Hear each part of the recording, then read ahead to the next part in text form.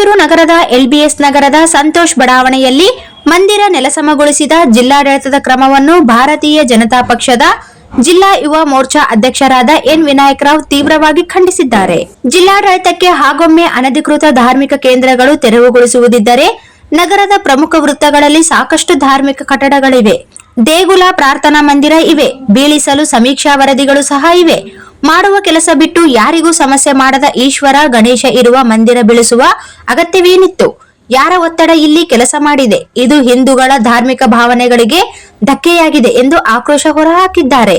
ಹಿಂದೂಗಳ ಜೊತೆ ಚರ್ಚಿಸಿ ಕ್ರಮ ಜರುಗಿಸಬೇಕಿತ್ತು, ಮಧ್ಯರಾತ್ರಿ ಬೀಳಿಸುವ ಅಗತ್ಯವೇನಿತ್ತು ಎಂದು ಪ್ರಶ್ನೆ ಮಾಡಿದ್ದಾರೆ.